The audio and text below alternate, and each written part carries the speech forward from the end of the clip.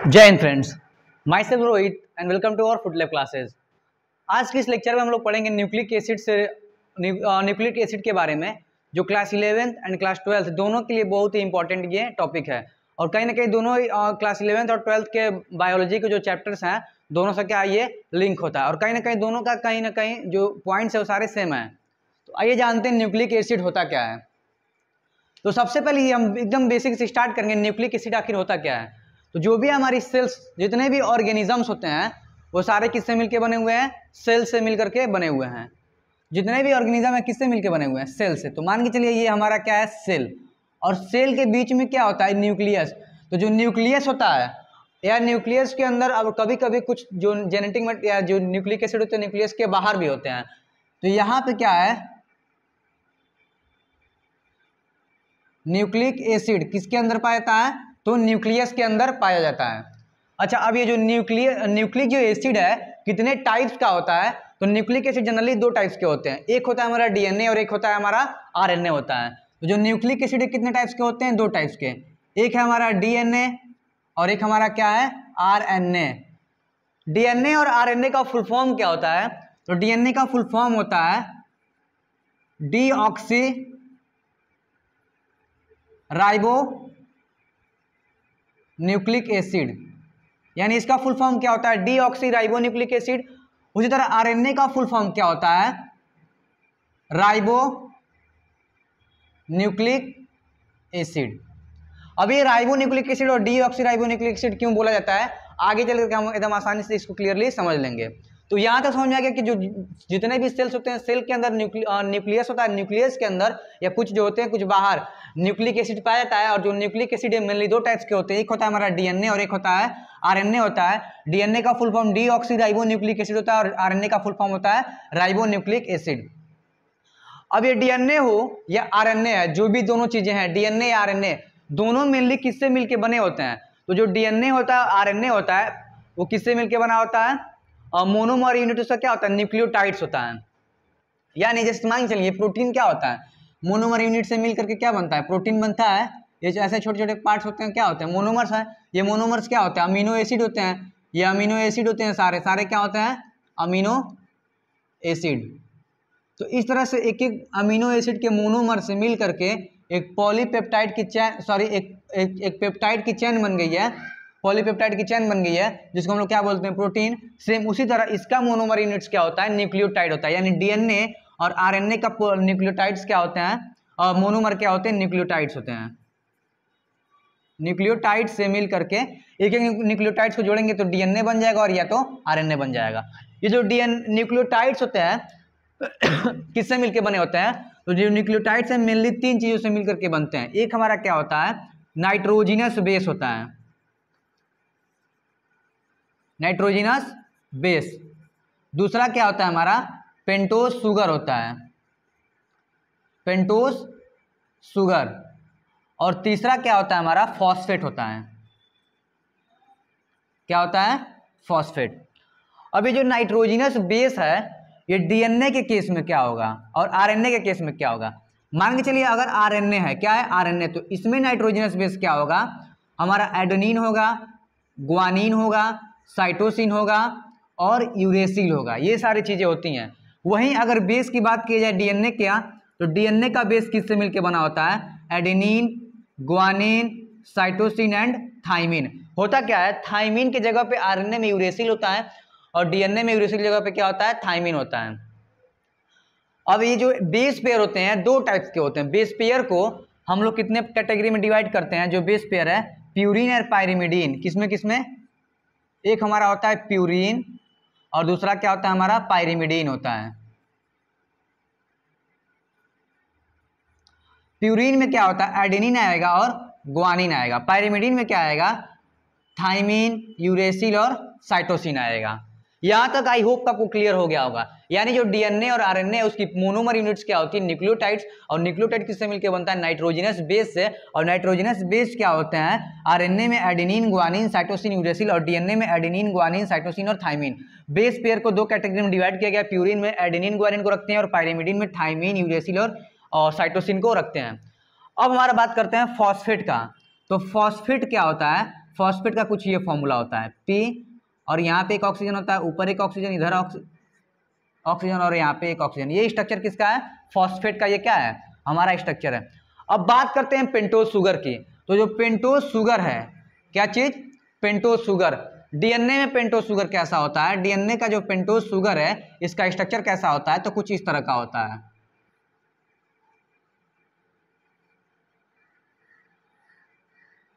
ध्यान से हम इसको समझेंगे तभी समझ में आएगा।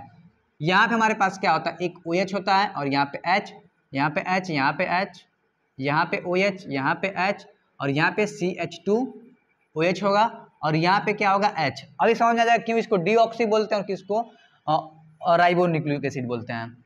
और यहाँ पे आरएनए के केस में देखा जाए तो यहाँ पे इसका स्ट्रक्चर कैसे होता है? जो आरएनए का स्ट्रक्चर है इसका कैसा होता है? जो पेंटोज शुगर है, यहाँ पे OH, यहाँ पे H, H, H, H, CH2OH, यहाँ पे OH, और यहाँ पे भी क्या होता है? OH। इस पोजीशन के वजह से यहाँ पे देखिए O नहीं है, तो अगर यहाँ पे O नहीं तो डीऑक्सी हो गया है, मतलब यहाँ पे डीएनए का ये पेंटोज शुगर है। और यहाँ पे अगर सेकेंड कार्बन पे OH अगर प्रेजेंट रहेगा तो किसका वो पेंटोज शुगर होगा? आरएनए का। तो आई होप यहाँ तक समझ में आपको आ गया। यानी पेंटोज शुगर नाइट्रोजनस बेस और फॉस्फेट को मिलाएंगे तो क्या बनेगा? न्यूक्लियोटाइड्स। और न्यूक्लियोटाइड्स को अब यहाँ पे ध्यान समझिए, पेंटोज शुगर मिलाएंगे प्लस नाइट्रोजनस बेस और प्लस क्या लेंगे हम लोग? फॉस्फेट। इसमें फॉस्फेट जोड़ देंगे तो क्या बन के आएगा हमारे पास? रिजल्ट क्या निकलेगा? न्यूक्लियोटाइड बनेगा। और न्यूक्लियोटाइड को कई सारे न्यूक्लियोटाइड्स को ऐसे हम लोग जोड़ देंगे तो क्या बन जाएगा? मान चलिए एक एक न्यूक्लियोटाइड्स को ऐसे जोड़ दिए तो पॉलीन्यूक्लियोटाइड चेन बन गया। अगर ये चेन सिंगल है तो आरएनए, और ये चेन डबल हो गया, ऐसे डबल हो गया तो क्या हो जाएगा? ये डीएनए हो जाएगा। ऐसे अगर डबल हो गया तो क्या हो गया? डीएनए, और सिंगल रहेगा तो क्या होगा? आरएनए। बट क्या देखना पड़ेगा उसमें? पेंटोज शुगर ये वाला होना चाहिए, और नाइट्रोजनस बेस हमेशा क्या नहीं उसमें होना चाहिए? आरएनए। डीएनए में यूरेसिल नहीं होना चाहिए, और आरएनए में थाइमिन नहीं होना चाहिए, तब जाके ये ऐसे बन जाएगा। तो यहाँ तक आई होप आपको समझ में आ गया। अब चलिए हम समझते हैं कैसे जो डीएनए का स्ट्रक्चर है कैसे बनता है, यानी कैसे न्यूक्लियोटाइड जुड़ते हैं phosphate nitrogenous base pentose sugar से, और किस तरह से एक एक न्यूक्लियोटाइड जोड़ जोड़ करके एक पॉलीन्यूक्लियोटाइड की चेन बनती है, और उस पॉलीन्यूक्लियोटाइड के डबल चेन को मिलाकर कैसे हम लोग डीएनए बनाते हैं। तो आइए इसको समझते हैं हम जल्दी से।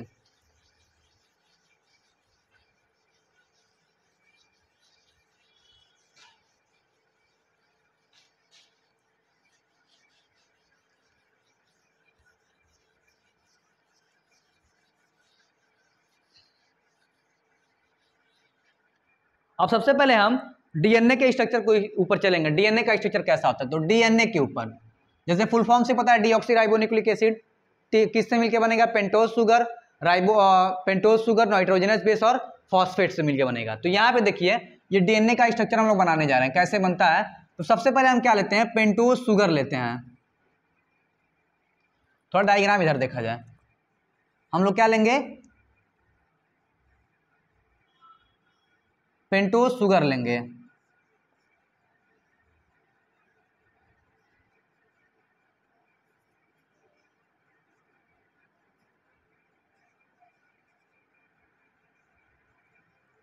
इसको ऐसे लिखा जाता है CH2 एंड OH, CH2OH ऐसे लिखा जाता है।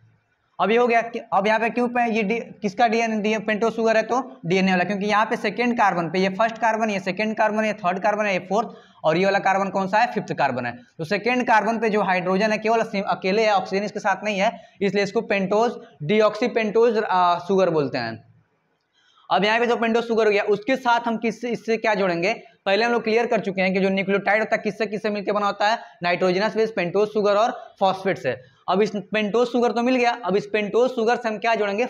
और नाइट्रोजनस बेस जोड़ेंगे। तो फर्स्ट कार्बन के इस वाले पार्ट से क्या जुड़ता है? हमारा नाइट्रोजनस बेस जुड़ता है। तो मान के चलिए यहाँ पे ये हमारा कोई नाइट्रोजनस बेस ले रहे हैं, मान लीजिए ग्वानिन ले रहे हैं, ये जुड़ गया। जिस बॉन्ड से जुड़ता है उसको बोलते हैं हम लोग, ये बॉन्ड कौन सा है? एन ग्लाइकोसिडिक लिंकेज बोलते हैं, एन ग्लाइकोसिडिक लिंकेज।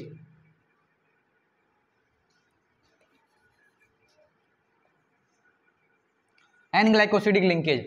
उसके साथ साथ यहाँ पे ये जो फिफ्थ कार्बन है उसके OH से क्या जुड़ता है, हमारा फॉस्फेट जुड़ता है। तो फॉस्फेट का फॉर्मूला हम लोग पहले बता चुके हैं, ये होता है, यानी ये आकर के इससे जुड़ेगा, यहां से ये क्या होगा, इससे जुड़ेगा। इस वाले बॉन्ड से, जो जिस बॉन्ड से ये जुड़ता है, यहाँ पे केवल वो बचेगा जिस बॉन्ड से जुड़ता है उसको बोलते हैं फॉस्फोईस्टर बॉन्ड।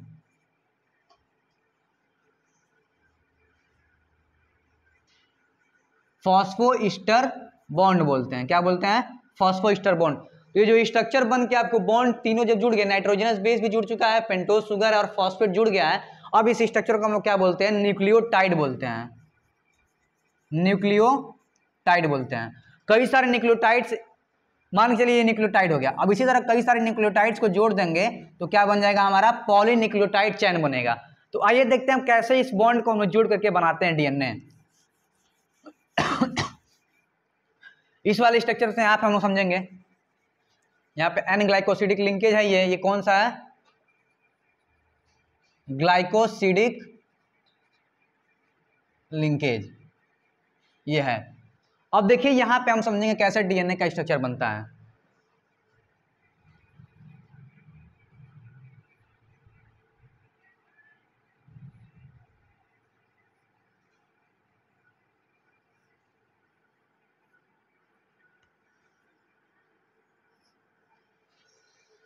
ये हो गया,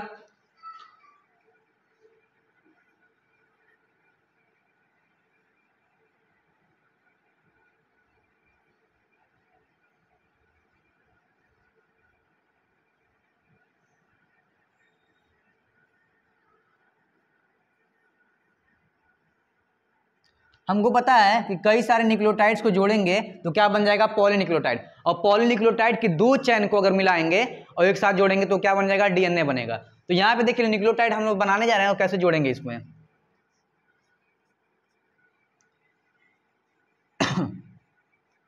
थोड़ा सा लेक्चर ये बड़ा हो सकता है क्योंकि इसमें थोड़ा कंसेप्चुअल टॉपिक है ये।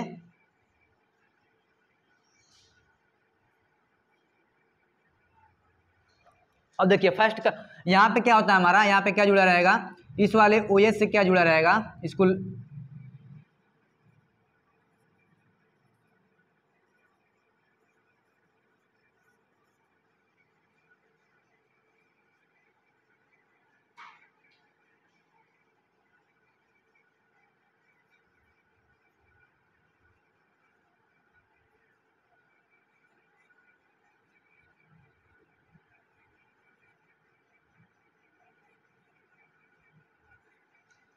अब देखिए हम लोग पहले क्लियर कर चुके थे कि पहले कार्बन में क्या जुड़ता है, हमारा नाइट्रोजनस बेस जुड़ेगा।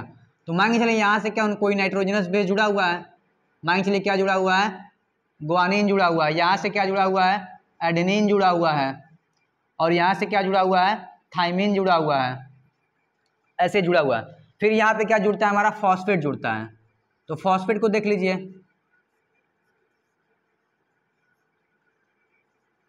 बीच बीच में हम लोग फॉस्फेट ड्रॉ कर दे रहे हैं।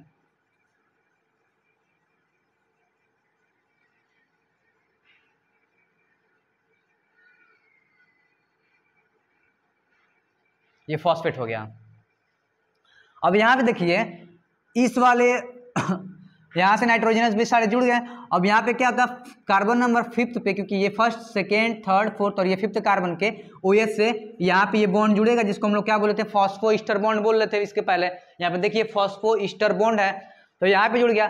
फिर उसी तरह फर्स्ट सेकेंड थर्ड कार्बन के दूसरे पेंटोज शुगर से ये वाला क्या होगा, जाकर के ऐसे बॉन्ड बनाएगा यहाँ पे, यानी एक बॉन्ड यहाँ बना रहा है, एक बॉन्ड यहाँ बना रहा है। फिर उसी तरह यहाँ पे एक बॉन्ड बनाएगा इसके साथ, और ये एक बॉन्ड किसके साथ बनाएगा, यहाँ पे इसके साथ बनाएगा। फिर यहाँ पे ये इसके साथ बॉन्ड बनाएगा, और ये वाला खाली, मान लीजिए लंबा डीएनए है तो इस तरह छुटा रहेगा, एक साइड उसका क्या रहेगा, उसी तरह खाली रहेगा। जितना हम न्यूक्लियोटाइड ऐड करेंगे, अब लेंथ ज्यादा बनाएंगे तो ज्यादा कवर करेगा, जितना न्यूक्लियोटाइड इसमें ऐड कर सकते हैं। सेम उसी तरह यहाँ पे क्या होता है, सेम वही केस यहाँ पे होगा। मान के चलिए ये हमारा हो गया फर्स्ट,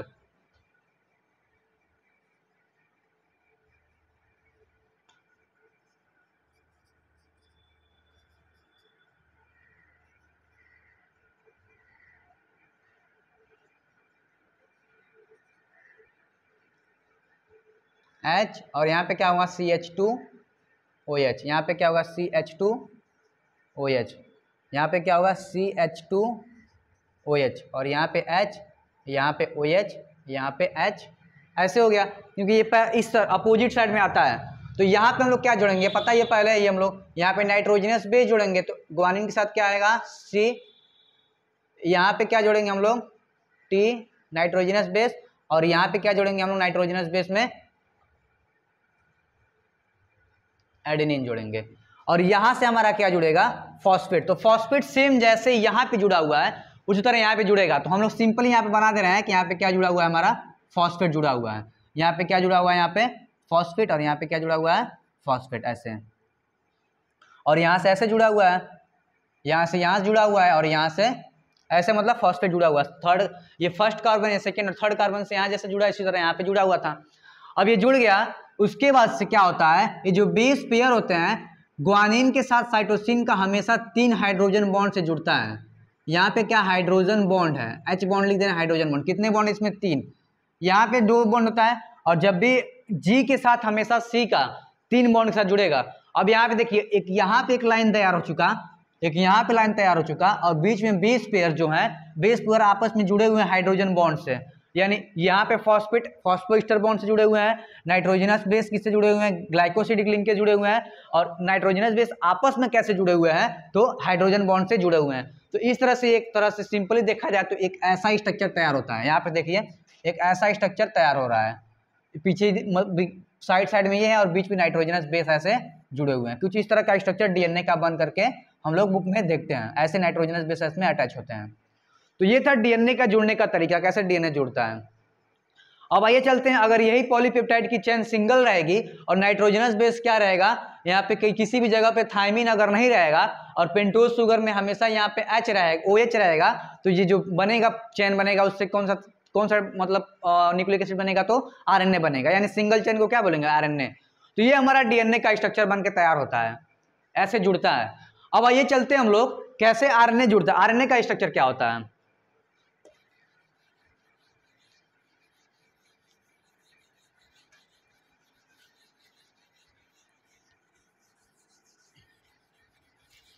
जो आरएनए का स्ट्रक्चर होता है, अब देखिए आरएनए क्या होता है। जो आरएनए का स्ट्रक्चर होता है पहले हम लोग क्लियर कर चुके हैं, एक अगर पॉलीपेप्टाइड की चेन रहेगी तो आरएनए, लेकिन उसमें भी कुछ चीजें होती है, जैसे बेस पेयर को ध्यान देना पड़ेगा और पेंटोज शुगर। तो मानेंगे चलिए यहाँ पे हम लोग बना रहे हैं आरएनए का स्ट्रक्चर, ये हमारा पेंटोज शुगर, ये हमारा पेंटोज शुगर हो गया, थोड़ा छोटा कर दे रहे हैं, एक और आ जाए इसमें, ये हमारा क्या हो गया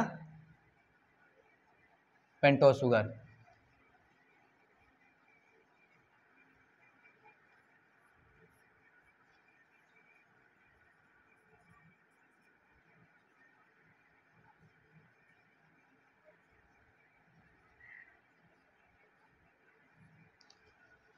यहाँ पे क्या होता है, पहले क्लियर कर चुके थे डीएनए में, यहाँ पे केवल H होता है, इसमें क्या होता है OH होता है। यहाँ पे भी OH होगा, यहाँ पे CH2OH होगा, यहाँ पे क्या होगा CH2OH होगा, यहाँ पे क्या होगा CH2OH होगा, और यहाँ पे क्या होगा हमारा OH और यहाँ पे OH। अब इसको हम लोग जोड़ते चले जाएंगे, एक साइड क्या जोड़ेंगे नाइट्रोजनस बेस यहाँ पे जोड़ेंगे, तो नाइट्रोजनस बेस पे हम लोग क्या ले रहे हैं यूरेसिल, यहाँ पे नाइट्रोजनस बेस पे हम लोग क्या ले रहे हैं एडेनिन ले रहे हैं, और यहाँ पे नाइट्रोजनस बेस क्या ले रहे हैं हम लोग साइटोसिन ले रहे हैं। उसके बाद से अब यहाँ पे फॉस्फेट जुड़ेगा। फॉस्फेट कैसे जुड़ता है तो पहले क्लियर कर चुके हैं हम लोग, यहाँ पे oxygen, double bond oxygen, single bond oxygen, और यहाँ पे ऑक्सीजन, ये वाला जो है इससे जुड़ जाएगा, और ये वाला जाकर किससे जुड़ेगा, यहाँ से इससे जुड़ेगा। इस बॉन्ड को क्या बोलते हैं फॉस्फोइस्टर बॉन्ड बोलते हैं। सेम केस यहाँ पे भी वही होगा, यहाँ पे ऑक्सीजन, यहाँ पे डबल बॉन्ड ऑक्सीजन, और यहाँ पे सिंगल बॉन्ड ऑक्सीजन, और यहाँ पे सिंगल बॉन्ड ऑक्सीजन। ये वाला ऑक्सीजन इससे जाकर के OH से जुड़ेगा, और ये वाला ऑक्सीजन किससे जाकर जुड़ेगा इस थर्ड वाले कार्बन के, यहाँ पे थर्ड वाले कार्बन के OH से जाकर के जुड़ेगा, जिसको हम लोग क्या बोलते हैं फॉस्फोइस्टर बॉन्ड बोलते हैं। दो फॉस्फोइस्टर बॉन्ड को क्या बोलते हैं हम लोग फॉस्फोडाई ईस्टर बॉन्ड बोलते हैं। और यहाँ पे किससे जुड़ा होता है पहले क्लियर कर चुके हैं, N सिडिक लिंकेज से ये जुड़ा हुआ है। तो ये सिंगल चेन होता है जिसको हम लोग सिंगल पॉलीपेप्टाइड की चेन है जिसको हम लोग क्या बोलते हैं, सॉरी न्यूक्लियोटाइड की चेन है, पॉलीपेप्टाइड नहीं, न्यूक्लियोटाइड की वही पॉलीपेप्टाइड या न्यूक्लियोटाइड जो सिंगल न्यूक्लियोटाइड की चेन है उसको क्या बोलते हैं हम लोग, आरएनए बोलते हैं। ये था बेसिक डिफरेंस डीएनए और आरएनए में कैसे मतलब ये होता है। डीएनए में 2 डबल पॉलीपेप्टाइड की चेन होती है, इसमें सिंगल चेन होता है और बेस पेयर और पेंटोस शुगर को ध्यान देना रहता है। अब ये कुछ पॉइंट जैसे कुछ क्वेश्चन बनते हैं, थोड़ा उसको देख लिया जाए। तो क्या क्या बन सकते हैं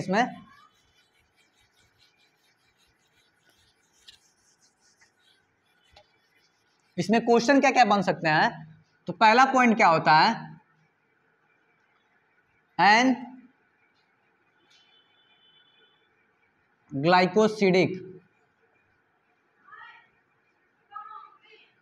एन ग्लाइकोसिडिक लिंकेज किसके बीच में पाया जाता है, तो नाइट्रोजनस बेस और first carbon of pentose sugar, first OH group of pentose sugar. Nitrogenous base हो गया, उसके साथ कौन जुड़ता है, इसके साथ first carbon of pentose sugar. दूसरा पॉइंट इसमें क्या होता है, ग्लाइकोसिडिक लिंकेज हो गया, फॉस्फोईस्टर बॉन्ड, फॉस्फोईस्टर बॉन्ड किसके बीच में होता है, तो आपका हो जाएगा phosphate plus 5th carbon of pentose sugar के 5th कार्बन से। और फॉस्फोडाइस्टर बॉन्ड किसको बोलते हैं, तो फॉस्फोडाइस्टर बॉन्ड क्या होता है, एक तो 5वें कार्बन जुड़ा हुआ है 5th कार्बन से, उसके साथ साथ जो उसका अगला न्यूक्लियोटाइड होता है जिससे अटैच होता है उसके 3rd कार्बन से भी फॉस्फेट जुड़ा होता है, दोनों के जोड़ने से क्या बोलते हैं, फॉस्फोडाइएस्टर बॉन्ड बोलते हैं। ये था बेसिक डिफरेंस या न्यूक्लिक एसिड जो हमारे बॉडी में पाए जाते हैं, बेसिकली डीएनए और आरएनए। डीएनए ज़्यादा पाए जाते हैं, आरएनए मोस्टली कुछ वायरस में पाए जाते हैं, कोरोना वायरस में, HIV वाले वायरस में पाए जाते हैं आरएनए। इस तरह से ये स्ट्रक्चर डीएनए और आरएनए का मतलब फिनिश होता है और इन दोनों में ये डिफरेंसेस थे। आई होप ये लेक्चर आपको समझ में आया होगा, और अगर ये लेक्चर आपको समझ में आ रहा है तो प्लीज़ इसको लाइक, सब्सक्राइब और शेयर जरूर करें। Thank you.